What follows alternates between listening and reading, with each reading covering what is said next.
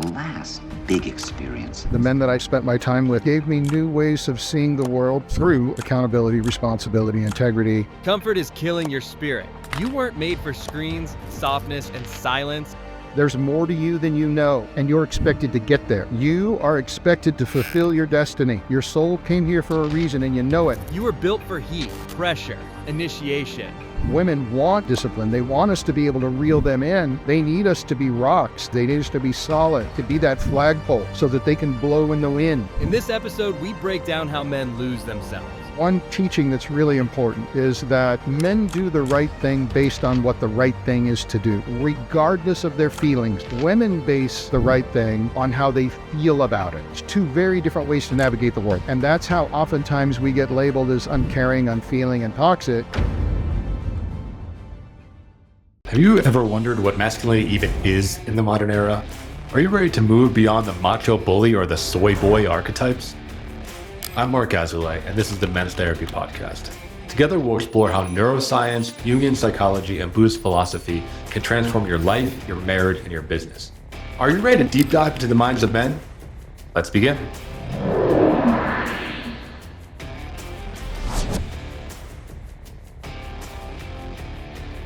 Hello, welcome back to the Men's Therapy Podcast. I'm your host, Marc Azoulay, and I'm here with Vince Chafin. He is highly involved with major mankind organizations like the Mankind Project, Sacred Sons. He's got a book coming out in the future, and he does a bunch of trainings and runs master classes. There's a lot of wisdom here for Vince to share with us. So Vince, welcome to the show. Thank you, Mark. Pleasure to be here. Thank you. Yeah, so I would like to start with the personal story. So what got you into doing men's work and getting involved? I had gone through multiple marriages, 2 marriages, several relationships, had found myself adrift, and I didn't know it then, but I since learned doing all this work. I had been operating with some old operating systems that I learned in my family of origin and trying to make those work in the big outside world, and those weren't working. And I finally got to a place where, I was suffering more than I was thriving. And I was very fortunate. I was in Santa Barbara at the time, and several men started popping up in my life. They were different. They acted different. They talked different. They walked different. They held themselves in a different way. They communicated differently. And there was something about them that I was very attracted to. And after years of therapy and family constellation work, adult children of alcoholics, I was involved in all kinds of things, trying to find my way, trying to find some sort of peace and healing within myself. A friend of mine reached out, and she said, you know, this person and that person and that person and that person. I said, yeah, I know that. They've done this thing called the New Warrior Training Adventure. They're involved with MKP. You might want to check that out. So I made a couple phone calls. Within a month, I had done my first weekend, and it didn't solve all my problems. But what it did do was open some doors, open some new possibilities. Up till that point, all my best friends were women. So I thought. And I didn't have male companions. I didn't have male friends. I hadn't developed that side of myself. And for the most part of my life up to that point, men were the enemy. And that experience flipped that paradigm, flipped that narrative on its head. And I couldn't look at the world the way I used to look at it. And so I dove in, and I sat in circles for 13, 14 years straight. I started circles. Nothing's worse than a zealot. I dove in hard, and it saved my life. The men that I sat with and spent my time with that decade and a half absolutely saved my life and gave me new ways of seeing the world, new ways of looking at myself. And then that exposed me to a whole new world of possibilities through, of course, accountability, responsibility, integrity, and walking and talking in a different manner. Man, there's a lot of different threads to pull on, but there's one that stood out to me, which was not having male friends. I think that that's really common. I imagine many of our listeners are in that position where they have a lot of female friends. Maybe they're friends, maybe they're potential love interest, right? There's always sometimes, not always, but often there's like an ulterior motive. I've been there, right? So I'm curious from your experience, like one, what was that like? What do you think led to that? And what was it like kind of reaching out to engage in the male world? Just like you talked about with most male-female relationships, even if we're just friends, there's always a sexual component to it. Right, there can't not be. There's an amazing study that was done. It might have been Francis DeWall, it might have been somebody else, who, while they were studying chimpanzees and various ape troops, they noticed certain behavior, not from the alphas, but from the beta males. And often these beta males would feign friendship with the females. He would make himself smaller. He would be absolutely, completely non-threatening to the male so that he would gain access to the females. He would mate with all the males when no one was watching. And then, in fact, they came up with a name for that guy, the sneaky fucker. And that's your guy that's the guy we all know and love at every festival, who's your yoni massage specialist. He's the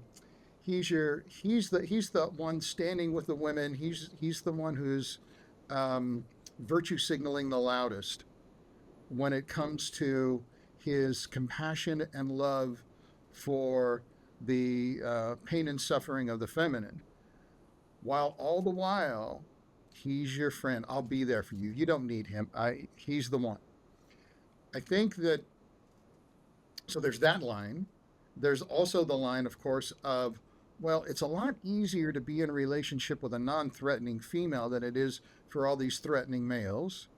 There's the thread of, well, this is the closest thing to mommy, so I'm going to follow that because that's more nurturing and, again, safer than trying to stand straight and be a respectable man with all these other men.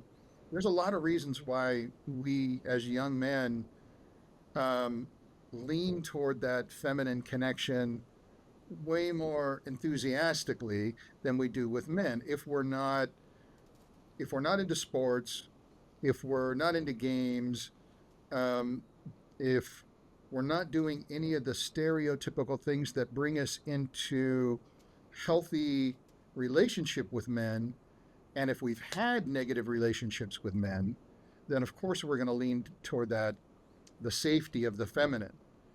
And truly, if we were all to be honest, and the women were to be honest too, how many of those are truly just friends? Or we're looking for something in that dynamic to soothe us? So I didn't have that. But when I got involved in men's work, all of a sudden there were men who were safe, and I don't really like using that term, who were attentive, predictable, accountable, showed me a different way to be as a man and a different way to love that I didn't even know existed. So it opened up huge doorways in my own pathways and my own healing with the masculine wound, which over time then led me back to healing the feminine wound. Yeah.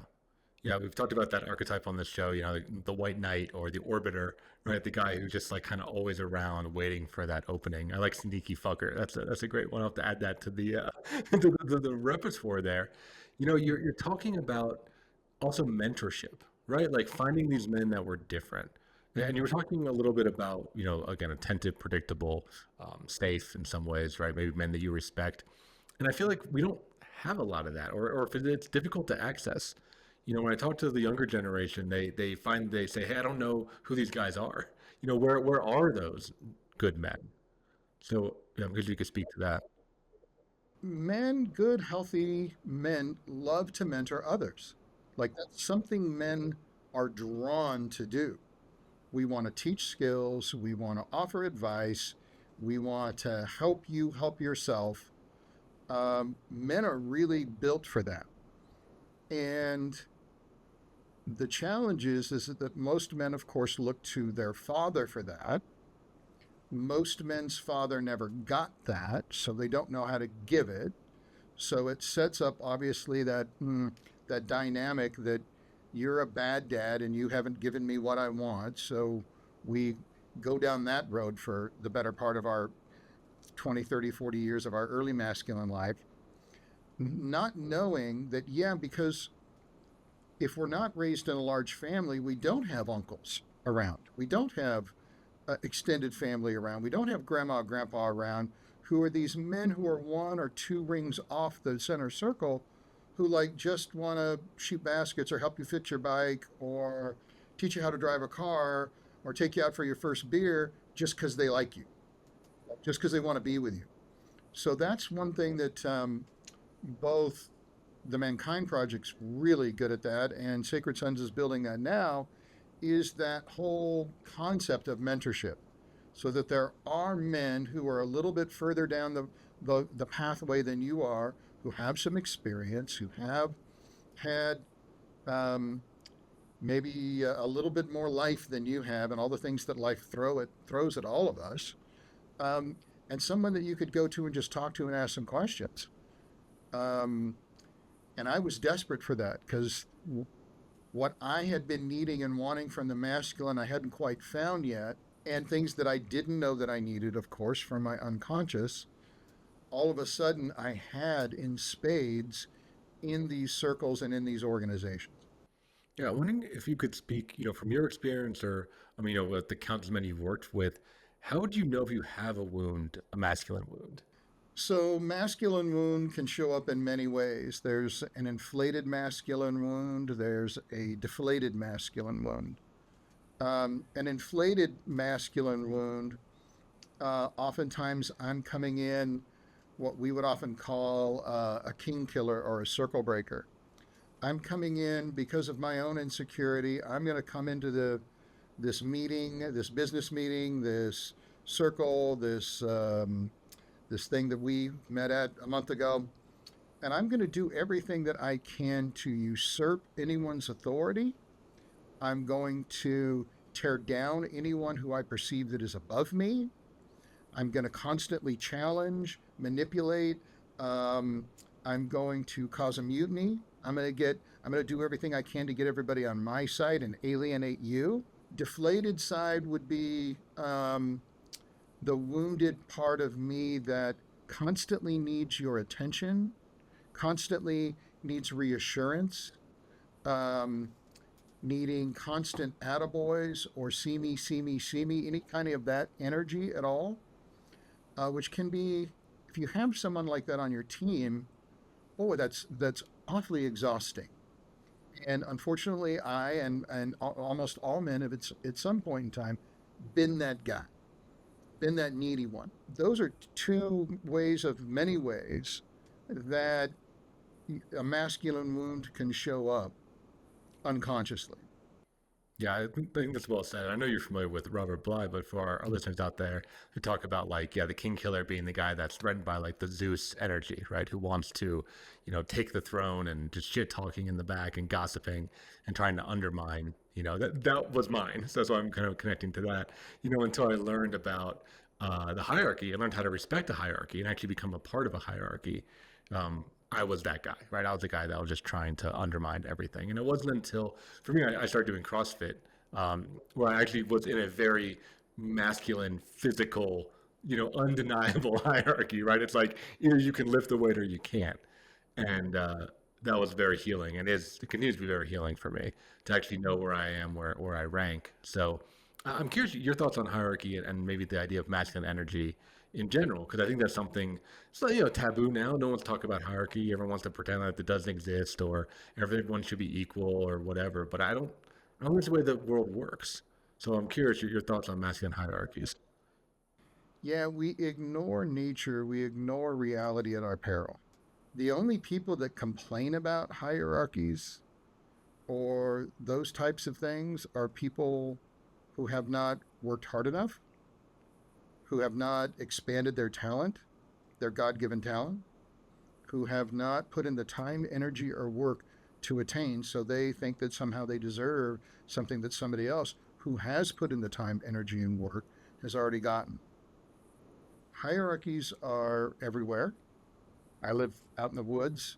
I see hierarchies every place I look. We absolutely need them. One of the challenges that we face is we've been overall, at least here in the United States, we've been in a very long time of relative peace.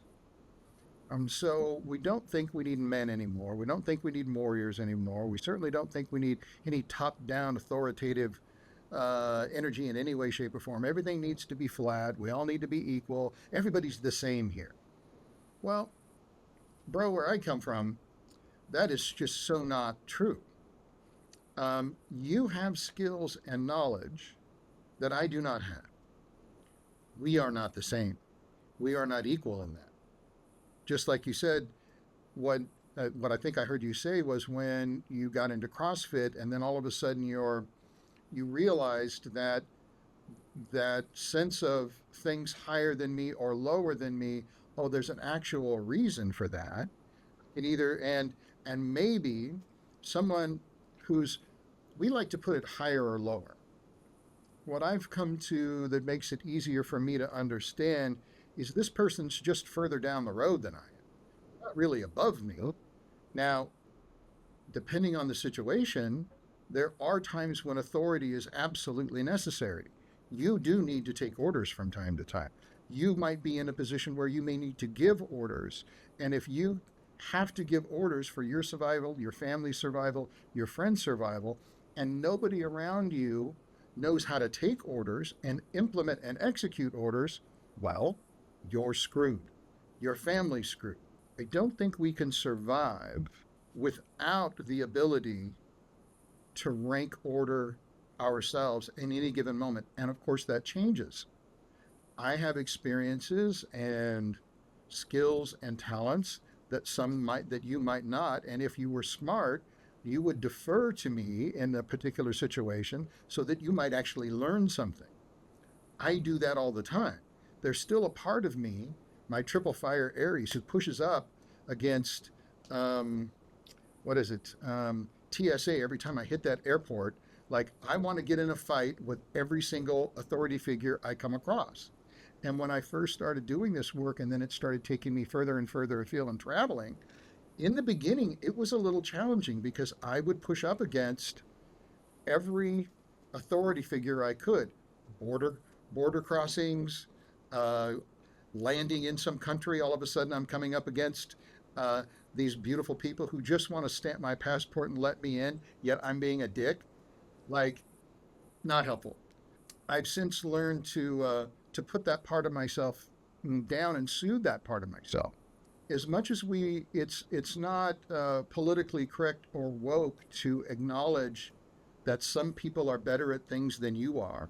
Some people are better at things than I am. Some people deserve what they got because they worked their ass off to get it. There's a certain level of humility that we all need to get to so that we can open ourselves to learn. Maybe that person who's a little bit further down the path than you, who is doing that 7 or 8 or 9 figure work, that whatever it is they're doing or whatever they've earned or whatever accolades they picked up along the way, there's some gold there if you're willing to be humble and be an initiate, step into the place of not knowing, step into what's the term I want to, not a journeyman but an apprentice, and listen and watch.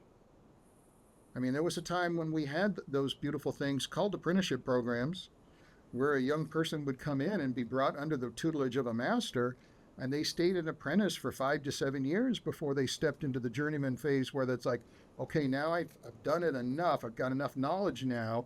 I can start to apply these skills before eventually, long enough, I become a master. Now everybody just assumes that masters are just like everybody else. And I'm here to say they are not. I've met a few, and they are not.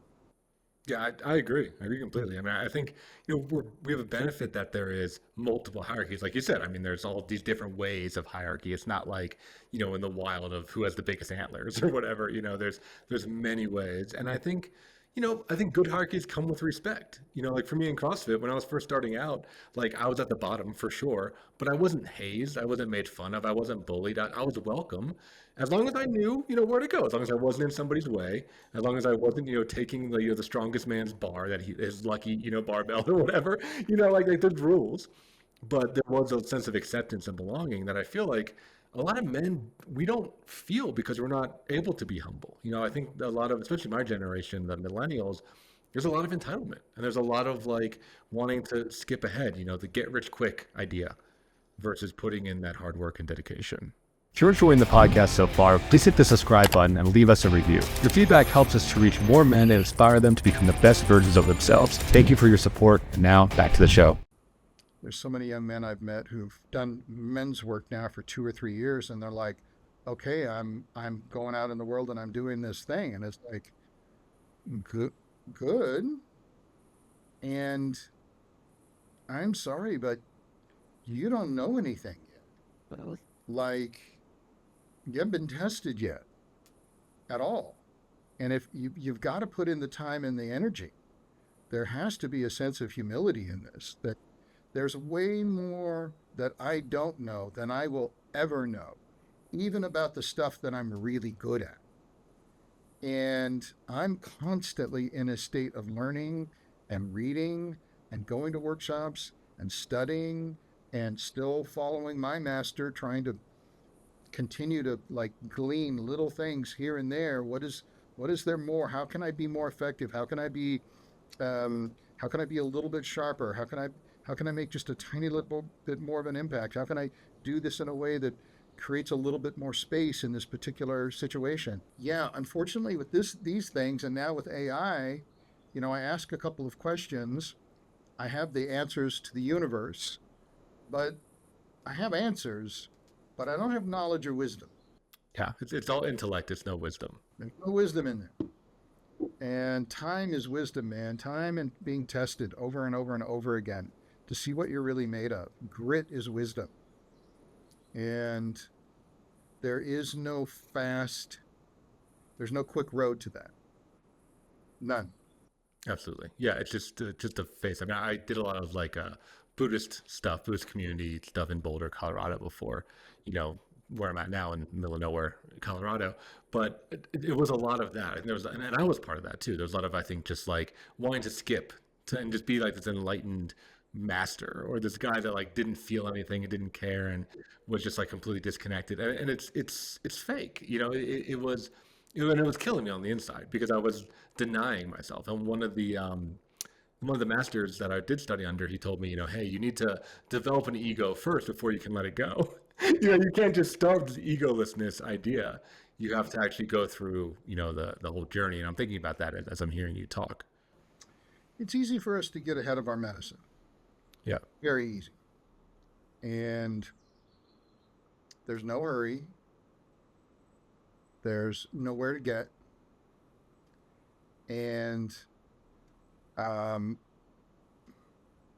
me, if you want to be excited about something and passionate, be passionate about learning. Be passionate about growth. Be passionate about going back in time and studying masters. Because everything you want to know has been known. Everything you want to do, been done 1,000 times. So take a step back, be humble, and don't think that you have to recreate the wheel, that somehow you're doing something that's never been done before. It's like, no, there are wise men and women that we should all be looking back to, that we stand on their shoulders, and we owe an extraordinary debt of gratitude towards. Yeah, I really like that tact. I think we have to honor our ancestors. And yes, but what I tell my clients is like, yeah, every problem you have has been solved. Like maybe, okay, you're a unique snowflake of problems, right? Like maybe your combination might feel unique, but like every individual thing people have been through before, there's nothing very new.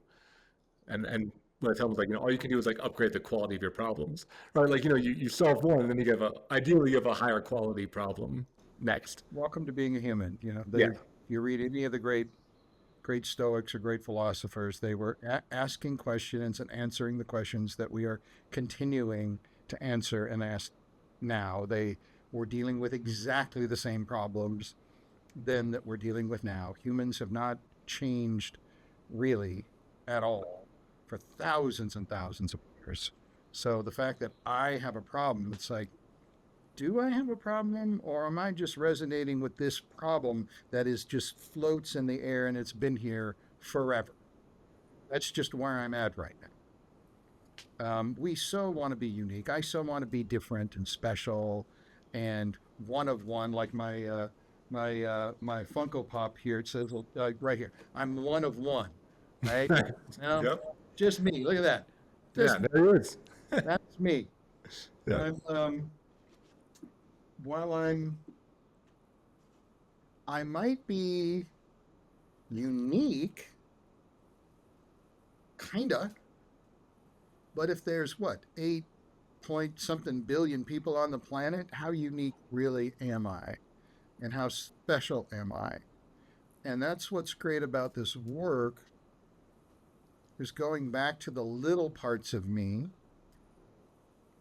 and addressing those little parts that want to be special, that want to be unique, that think that somehow they're the only ones that have ever, that currently, or will ever feel the way they're feeling right now.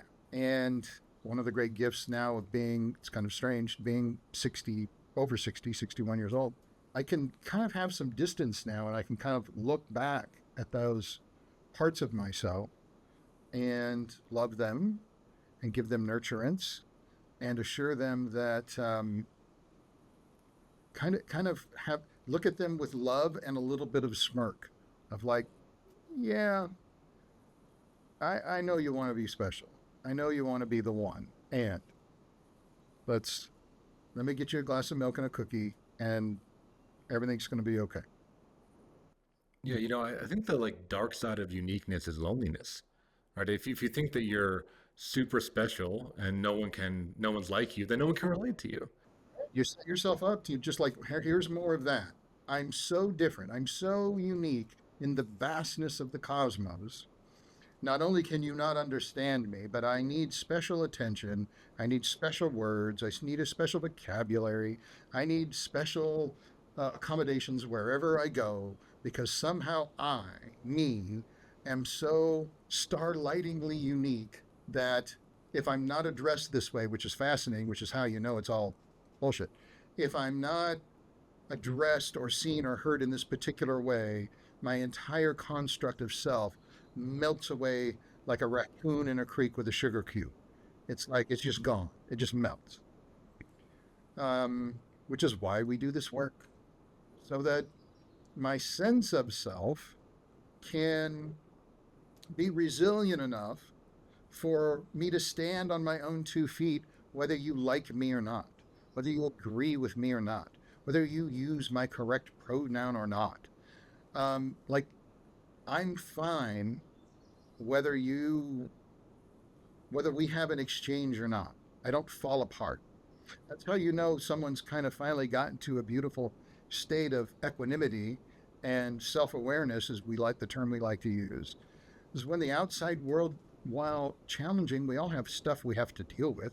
We are all in the calamity of life. We're all dying. All of this is finding its way to shut down. It's like, and I don't need your approval. I don't need your attaboy. I don't need any of those things to keep me in my center.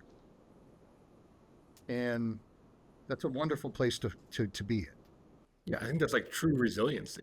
Being like, yeah, our rough edges can bump up against each other, but it doesn't mean that we shatter, right? Because we have that sense of self, and we have other communities where things are going swimmingly. It's reinforced. We're reinforced, and we can learn about each other and be messy. Exactly. Yeah, that's young men often come into this work yeah, pretty soft and pretty feminized and emasculated. They've been told their whole life that they're the problem. Since they were born, these last couple of generations, all they've ever heard are that men are the problem. And God forbid if they're white men. And so they come into these circles, these experiences, these weekends, really, in a lot of ways, there's part of them that's these last couple of generations very embodied. Everybody's a breathwork practitioner. Everybody's been doing medicine, various plant medicines for a decade. That part is solid. But the sense of self, ego, solidity, earthness, dirt, rock, treeness of the human, very fragile, very weak. And so the part of my work has been to pull men down from the ayahuasca and the mushroom experiences and all the others, and like, that's great, good. There'll be time to see God, but you need to be a human first, and like, be here now, and so that you can develop the strength and the rigidity of that trunk of that oak. That there's something to you. You're not blown away at the slightest little thing that upsets you. That's a big part of doing this work, is remembering that men aren't bad, they're not wrong, they're not broken, they're not the problem in any way, shape, or form. And restoring that, restoring their soul, and restoring the story that somehow they're fundamentally flawed by their genetics, and and providing mentorship, like, here's a pathway, here's a direction. Yeah, can you thread on that a little bit more? Because, something that I notice, I'm curious what you think about this, is like, I feel like the discourse is like 50 or 40 years delayed. It's all about this toxic masculinity, about this bully guy, the Donald Trump archetype. And I think that's like, boomer generation, certainly, right? Maybe the great generation more. But when I see the guys, it's what you're saying. It's like, it's nice guys, right? Like Dr. Robert Glover stuff. It's guys that are shut down, guys that hate being male. Like, like, men are in this totally opposite place. It's not the bully, alcoholic, rapist, domestic violence dude that, the media keeps talking about. So yeah, I'd love to hear more about what you see out there and how you help them, like, get grounded, No, that's not what I'm seeing coming to weekends. Now, I haven't done a huge amount of weekends for MKP in a while. Their demographics typically 40 to 80. Sacred Son's demographic is 18 to 35-ish, 40. The younger men are broken. Their spirit has been usurped by everyone around them, and it gets constantly sucked out by this fucking portal device. And they're dealing with porn. It's a huge thing. Gaming, huge thing. They're not using alcohol and cigarettes and bowling and fighting as their escape. They're using isolation and becoming an incel and pulling themselves away from everything to feel safe and to medicate. They're just finding different ways to avoid the pain. You're right. When we were at that conference in Loveland a month ago, the languaging that I was hearing was baffling to me. Me too. Yeah. I was like, I don't know what you people are talking about, and I don't know what demographic you're talking about, but the thousands of young men I continue to work with now, that ain't them at all. While there's a little bit, I'll go back to that, developing grit and resilience. There's so much beauty and tenderness and hope in these young men. I'm blown away by them constantly. They are not what the talking heads say they are at all. This whole manosphere bullshit, it's just bullshit. It's bullshit. It's utter bullshit.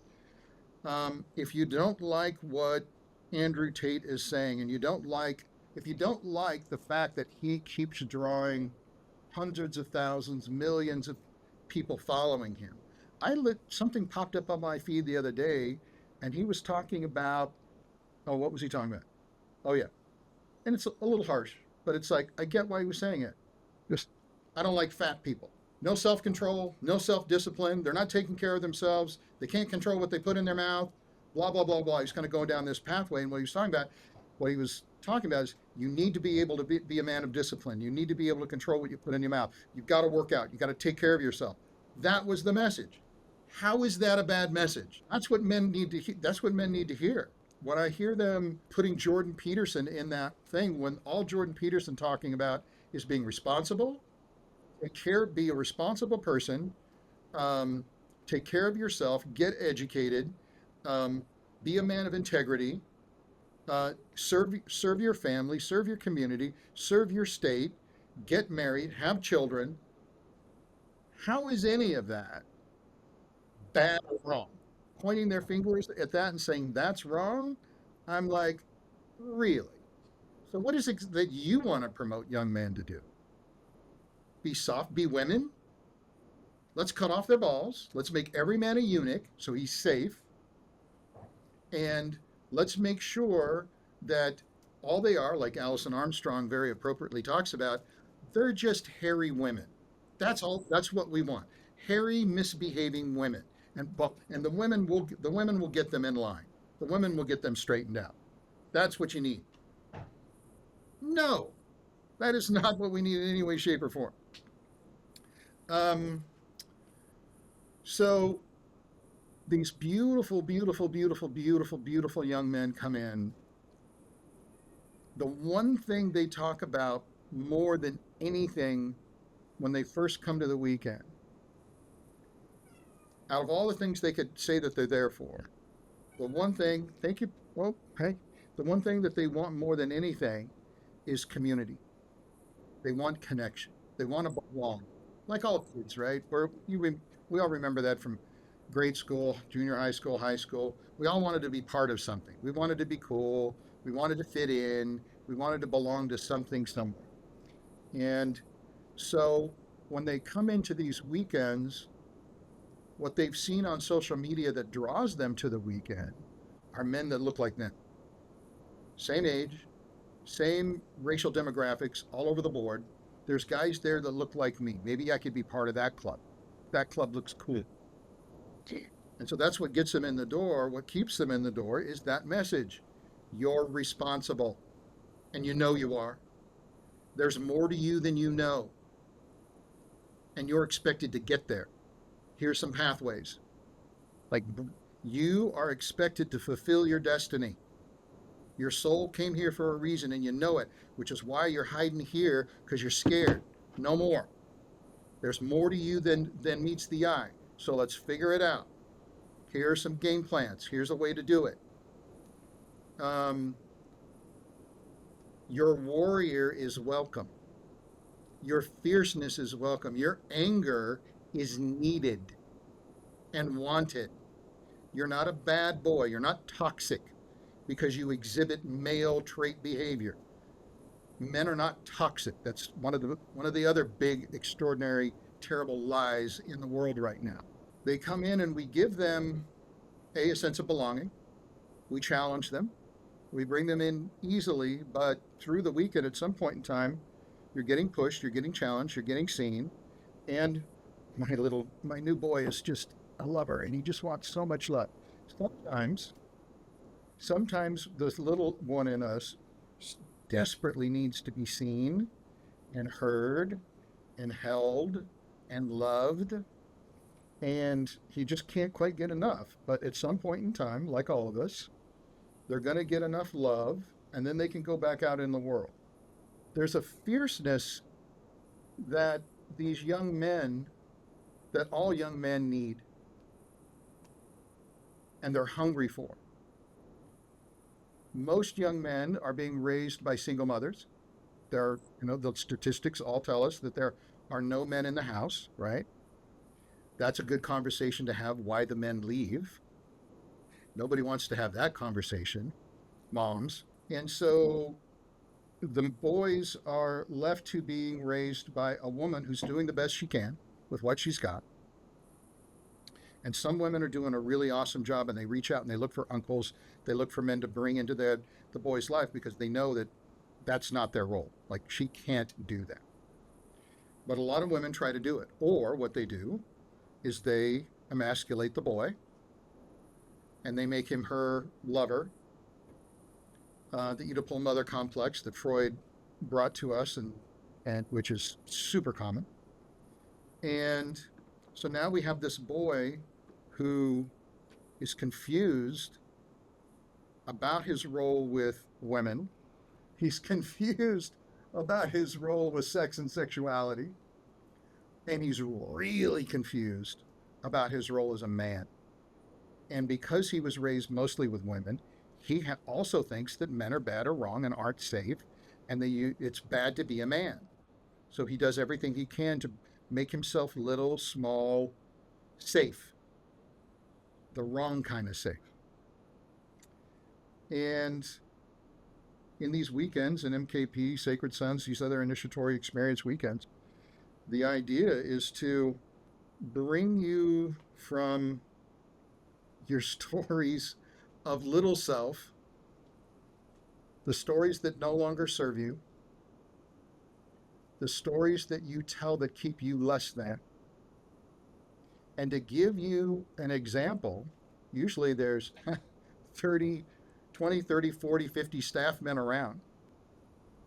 Give you a shit ton of examples of how to be, examples of different ways that healthy masculinity looks and can be. And you have that too. It's within you. And it's okay to let it out. And we create ritual spaces for you to finally embody that anger you've been carrying, and that you've been pointing at your mother, and you're pointing at your father, and pointing at every authority figure you come up against, and God and Trump and everybody you hate in the world. It's getting your wrath of anger, your righteous anger. We create spaces for that, and your sadness and your grief and your sorrow. And you're held by other beautiful men who know what that pain is like, who knows what it's like to carry those blessings and those burdens of masculinity. And you hopefully come out of the weekend going, questioning what you thought, hopefully believing some new stories about yourself.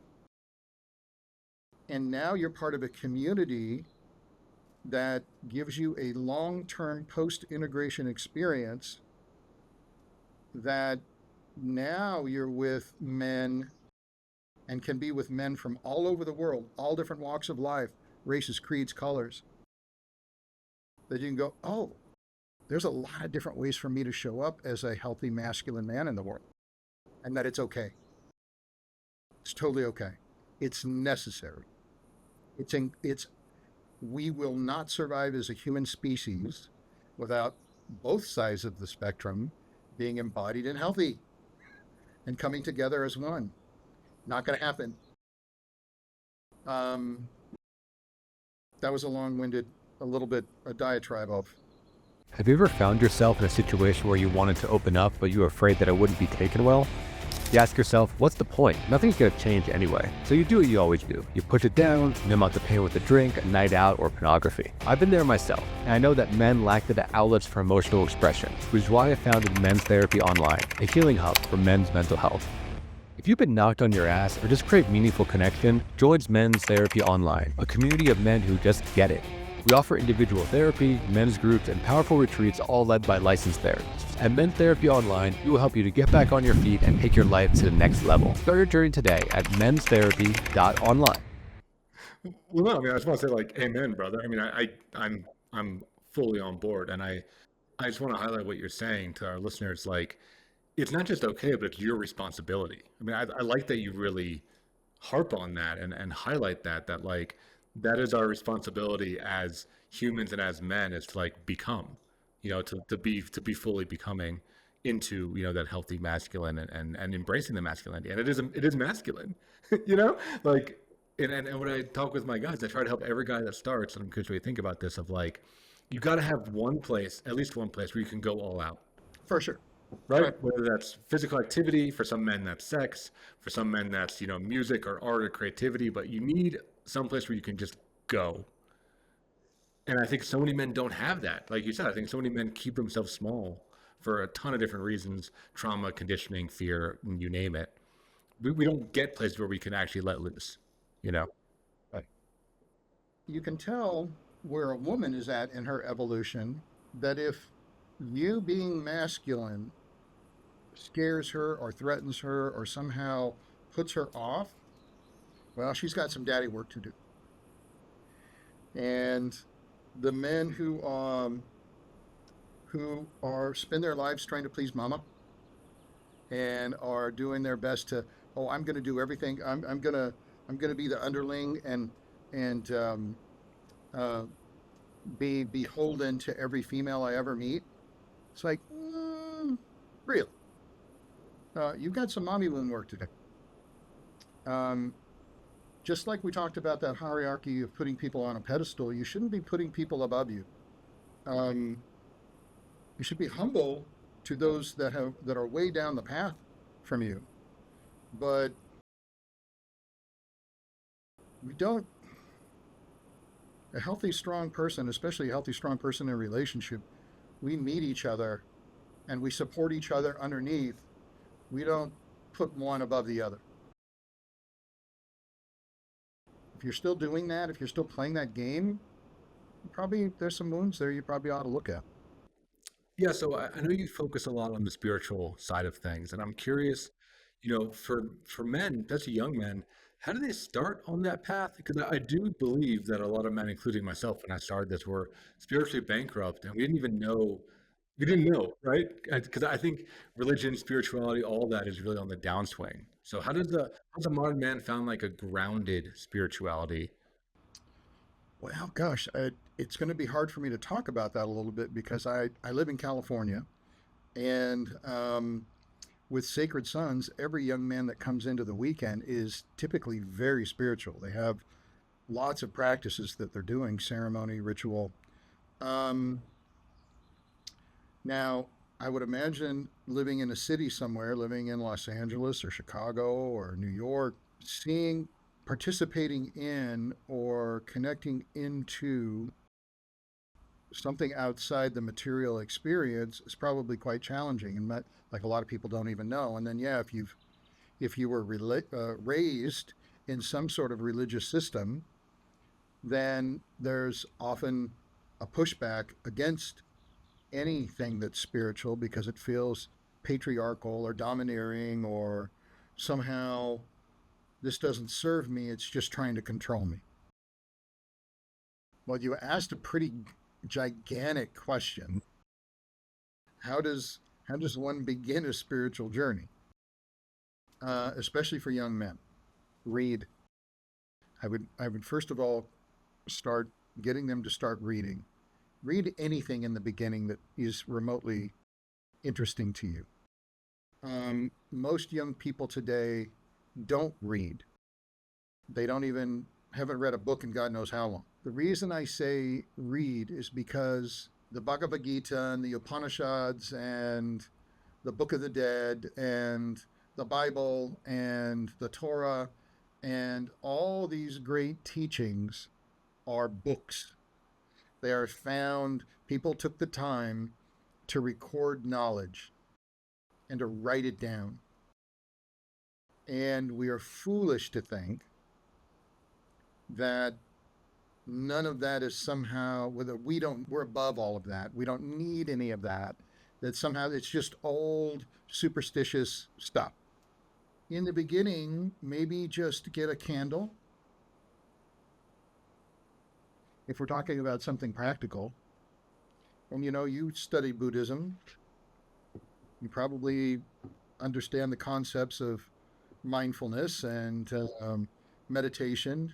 And meditation is a huge thing. Sometimes we just sit and we take 15 minutes and we gaze at a candle. And just to center our attention somewhere and let go of the busyness and the monkey mind that tends to inhabit and control our thoughts, deeds, actions, behaviors, words.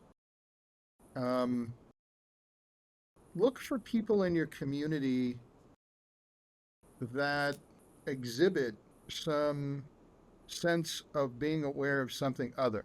It's not a bad thing to go talk to a priest. It's not a bad thing to go talk to a pastor. It's not a bad thing to go find the local temple and go talk to a monk. Like, they probably know something. There's probably something there you might want to know that might help you. Humans, we have been searching for meaning since the beginning of time. And so many men come to weekends bereft in their life because their life, at least to that point, has no through line. It has no meaning. They haven't been working toward a mission. They haven't been working toward a purpose. They haven't been working toward any goals. They've just been surviving. So of course it all seems, what is all this and what is it for and why the fuck am I here? Without a mission, without a purpose, without a direction, without service to other, yeah, you're going to have a pretty bereft life. I personally find much of that one of the great things about Sacred Sons versus, say, the Mankind Project. Overall, the Mankind Project, I would say, is very philosophical and psychological. And there's really, really, really good training to be had there. And I send people there all the time. I was talking to a man yesterday, lining out all the things I think he should do going over there. The strong suits of Sacred Sons are the physical and the ritual that we do. If you choose to, you can look at everything in life as a ceremony. Every meal you eat, every time you get in your car, every conversation you have, every interaction with your cat, everything can be a ritual or a ceremony. Everything truly is spirit. The more that for me, the more that I practice that, the more that I imbue that, the more that I see the divine, the unknown, the ethereal around me, then the more that influences my life and my choices and how I move through the world. The muses that I believe that are just on the other side of the veil, the things that we can't see, I think Spirit's talking to us all the time and trying to tell us, hey, bro, go this way. Hey, sister, go that way. And if I'm looking down at this all day long, or I'm spending all my time here, then I'm missing out, I think, on extraordinary opportunities that, for lack of a better term, God is talking to us, trying to get our attention, trying to help us out. Our ancestors, I have some dear friends who have passed, and an old great aunt who was very beloved in our family called Fairy. And so, like, I conjure in my consciousness Fairy and Pat and Robinson and some of my old friends a lot. And I see them, I imagine in my mind's eye them around me. Maya Angelou, there's a recording of Maya Angelou talking about this kind of thing. She was talking about it in the framework of when she had to go give a lecture or a talk or teach a class, she would say, come with me. All of you, come with me. And she would call in all her guides, all her helpers, all those that came before. And with her, who's she calling in? She's calling in MLK. She's calling in James Baldwin. She's calling in all these extraordinary people that she walked the earth with, so that she never felt like she ever walked on stage alone. If I'm in my right mind, which what do I mean by that? If I'm in a state of openness and hollowness, if I am indeed the hollow reed that the breath of God blows through, then when I put Vince aside and I become that hollow reed, then I'm open to, without the need for mushrooms or iboga, I forget what it's called. Ibogaine? Ibogaine. There's another one. There's the frog one. I forget what it's called. I thought it's called boga or something like that. I can't remember. A bufo. Bufo, without the need for bufo, shrooms, ayahuasca, any of that. If I get into that state, which I can, I experience things that I can't explain. And what helps me navigate it is A, I don't try to explain it. I don't ask why. I'm not attached to any outcome of what it is, isn't. I'm not trying to figure it out because I'm just a person in a body with a very limited amount of consciousness. If I actually knew what was going on out there, my head would explode. Like, how can I possibly comprehend it all? So I do my best to get out of the way. So when I am in these circles, when I am doing this thing we call work,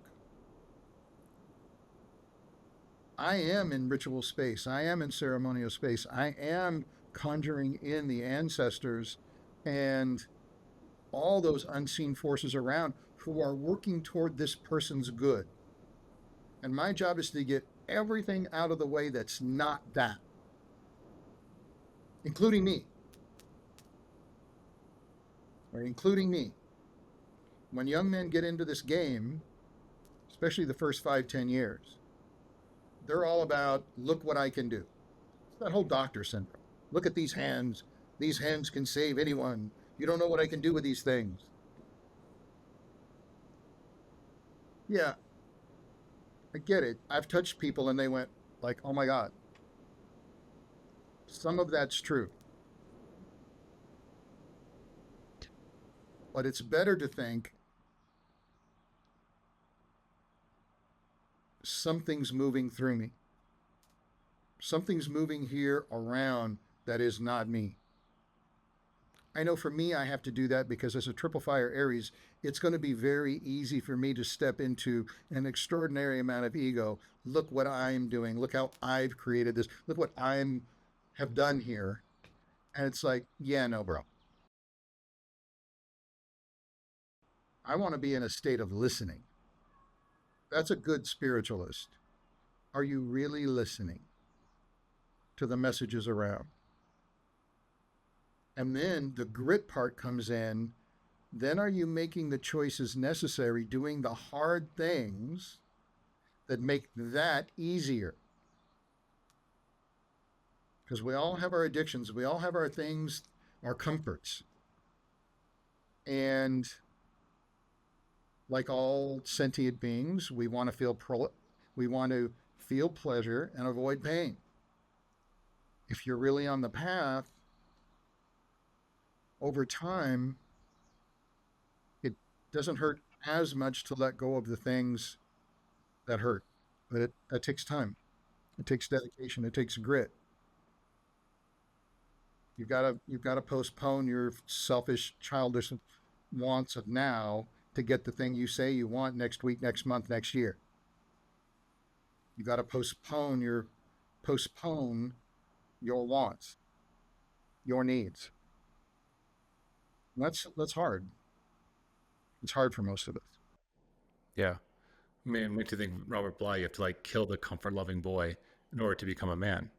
100%. And it's learning to love that part of myself. Yep, he needs comfort. I get it. Whatever that is in this moment does not serve the man. That's why I want to be surrounded by men who are also on the path, who are making those sacrifices, who are doing those things so they can support me when it's hard for me, so that I can support them when it's hard for them. Because it will be hard for all of us at any given moment. Tony Robbins one time was talking about, he was, I think, outside the home of one of his many homes. And he's got a vertical cold plunge at every one of his homes. And he goes, I fucking hate this. But I don't negotiate with my mind. I get up and I go in. Like, there's no choice here. I don't like it. Doesn't feel good. I don't want to do it. Right. Do it. Because the adult knows what the payoffs are. The little boy's like, no, fuck, I want to still be in bed. This is cold. This sucks. Leave me alone. So that's that state of maturity and self-awareness and discipline that we need as masculine men to get to, that balanced feminine women want from us. They want that discipline. They want us to be able to reel them in for their selfish wants and desires, the things they know that don't serve them. They need us to be rocks. They need us to be trees. They need us to be solid, to be that flagpole so that they can blow in the wind. But we've got them. Why? Because we're fucking disciplined. And they make up, oh, well, you don't feel your feelings or you don't express yourself. It's like, no, I control them. I don't surrender to them. I don't need to express them all the time. That's not what a man does. And if he did that, no one would ever want to be around him. Yeah. He's an ineffectual man. We have shit we have to accomplish. One teaching that's really important is that men do the right thing based on what the right thing is to do, regardless of their feelings about it. Women base the right thing on how they feel about it. It's two very different ways to navigate the world. And that's how oftentimes we get labeled as uncaring, unfeeling, and toxic. It's like, you don't understand, you don't care, you're not like, it's like, no. I have a thing to accomplish, which means how my body feels right now, my pain and hurt. I'm a bricklayer and it's Thursday. I still have a full day today and tomorrow. I smashed my finger 3 times yesterday. I've got it pulled back. I got all this. It doesn't matter how I feel. I still have to get up and go do the job. My feelings are irrelevant. My boss does not care how I feel about doing my job today. This feminization of men, especially young men coming in, it's all about, I feel this, I feel this, I feel this, I feel this. It's like, after a while, this is one thing that when you come into MKP and still a little bit in Sacred Sons, especially in MKP, because we're dealing with an older demographic, a lot of the teachings was about expressing feelings, labeling feelings, giving them words, understanding what they were so that you could then learn how to talk about them. Young men, they're well aware of their feelings. They got a million words for their feelings because they were raised like women. They got a million words for all their feelings, and they know how to express them like crazy. Yeah. Part of the undoing of that is like, now it's like, I don't care how you feel. No one cares how you feel. What the fuck are you going to do with your life? How you feel about this, or this is irrelevant. It doesn't matter. Fine, have your feelings about it. Good. Have them. You good? Put them away. Now do the thing you say you're going to do. Pick up the weight. You say you want to do the thing? I know it hurts. I know you don't want to get up. Duh. That's one of the great benefits of being a man is like, is the ability to contain, control, and then in very specific moments, express what we need to express, right? The challenge in the masculine-feminine dynamic often is what we have to learn is our timing of what to express and how. And then with our partner, oh, I want you to tell me how you feel and I want you to express more. And yeah, be honest with me. Tell me everything. Yeah. Sure. So there's the trap. So we say how we feel. We tell the truth. No, baby, that dress actually makes your ass look too big. Well, and then she loses her nut.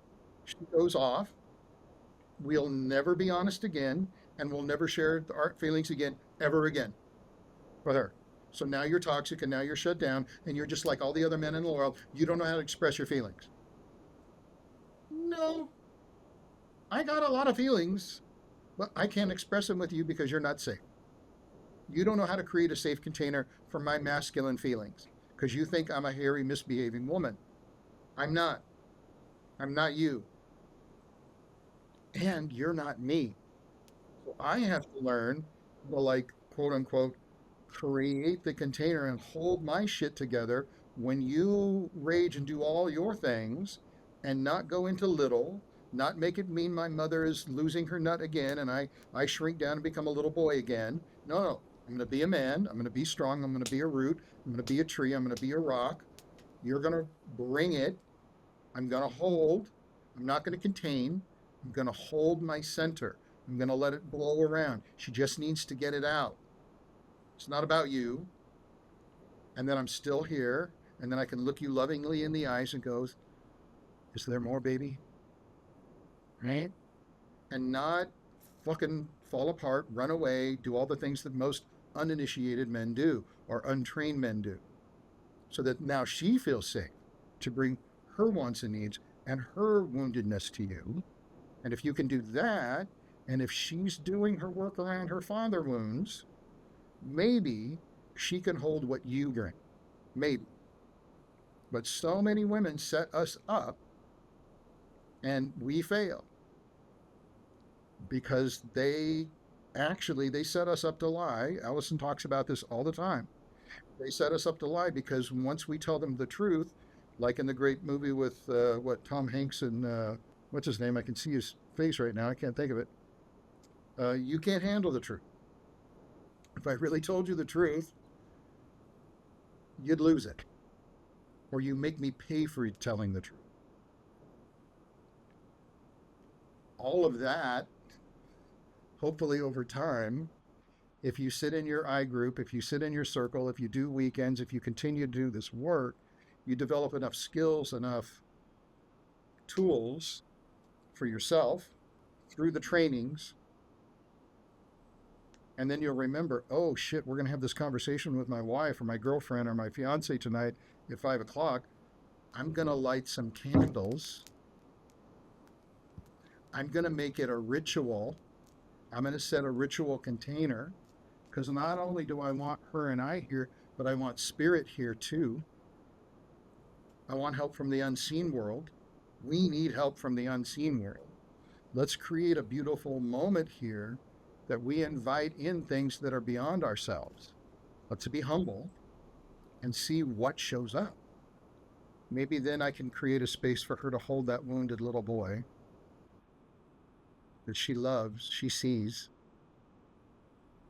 And maybe I can feel strong enough to hold that little girl that even though she loves me and even though she's in relationship with me, there's a part of her that still doesn't trust me because I'm a man. And men are dangerous. Even if I'm the father of her child, I am still way back here at the base of her brain, a predator. If I can set that all up and do all the work necessary, ideally, I can then have heaven on earth in this moment with other. Not run away, not get into little, not check out, be fully here, be fully present with my beloved. So then I get the best of all of it. I reap the benefits of all that hard work that I do sweating and yelling and screaming with men. And I bring it home centered, healthy, present, like right here. I'm not distracted by anything or anyone, which is what she wants so desperately. In bits, be cautious of the woman that says, I need your 100% attention all the time. No, she doesn't. She would melt if you gave her, she would hate it if you were that attentive. Like it would drive her nuts. So we can meld that healing of the masculine into our right relationship with other. Even if we're with another man, one of us is probably going to be more masculine and one of us is going to be more feminine. That beautiful play together.